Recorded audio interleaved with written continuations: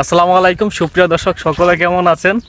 আপনারা আসলে ভিন্ন রকম একটি ভিডিও আজকে আপনাদেরকে দেখাবো আমি।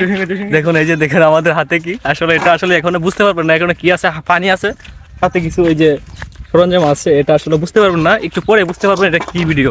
যাই হোক, আপনারা আমাদের সাথে থাকুন, ভিডিওটাতে কন্টিনিউ করতে থাকুন, একটু পরে বুঝতে পারবেন কোন ধরনের ভিডিও নিয়ে আসছি আপনাদের মাঝে।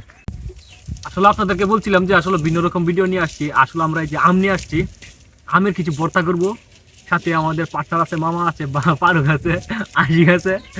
আজকে আমের ভর্তাটা কিভাবে করতেছি সম্পূর্ণ ভিডিওটা আপনি দেখতে পারবেন, আমাদের সাথে থাকুন।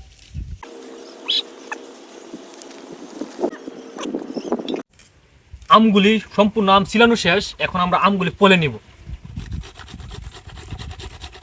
কুচি কুচি করার পর তারপর আমরা সবগুলি মাখিয়ে নেব।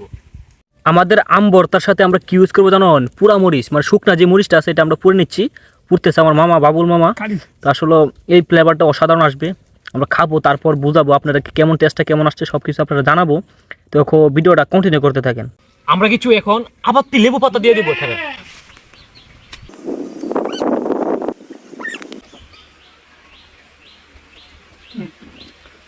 এখন যে আমরা মরিচগুলি পুড়ছি, এই মরিচগুলি আমরা এখানে ইউজ করব। এই মরিচগুলো এখন আমি গুঁড়া করে নেব। মরিচগুলো গুঁড়া করা শেষ, এবার আমি পেঁয়াজ নেব। পেঁয়াজগুলো মাখানো শেষ, এবার আমি কিছু হালকা রসুন নেব। এখন রসুনগুলো মাখানো শেষ, এবার আমি চিকন যে লবণটা এখানে মাখিয়ে নেব। তার জন্য আমরা হালকা কিছু লবণ নিয়ে নিলাম। আমি অনুমান চাইতে কিছু কম লবণ দিচ্ছি, তার কারণ কি জানেন? যখন দেখবো লবণ কম হয়েছে তারপর আবার দিতে পারবো, কিন্তু বেশি দিলে কমানো সম্ভব না, কারণ আমাদের মধ্যে আর আম নেই, বুঝছেন? তার জন্য আমরা হালকা লবণ দিয়ে এটা মাখিয়ে নিব। সব কয়টা মিক্স হইলে তারপর আমরা আমের সাথে মিশিয়ে নিব।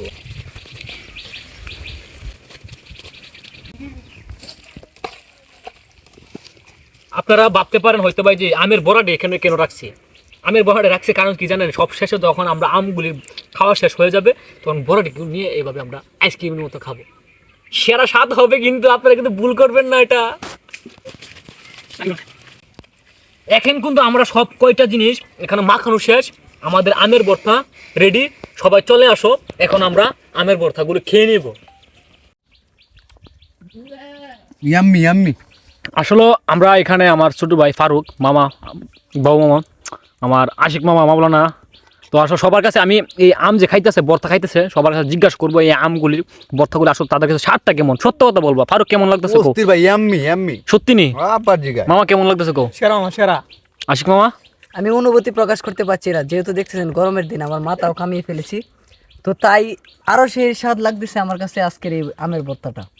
তাছাড়া আপনারা কমেন্টে জানাবেন। ভাই কেমন হয়েছে ভাই? ভাই সত্যি কথা, আমি হয়তো বানাইতে পারি, যদি কই যদি বেশি কয়ে লাই তাহলে নিজেটা নিজে মানে কইতেছি বেশি কইতেছি। সত্যি কথা আসলে অনেক ভালো হয়েছে। তো আপনারা এইভাবে খাইতে পারেন, আমি যেভাবে দেখাইছি, ঠিক আছে? এভাবে খাইতে পারেন আপনারাও। সকলকে অসংখ্য ধন্যবাদ। Wow wow.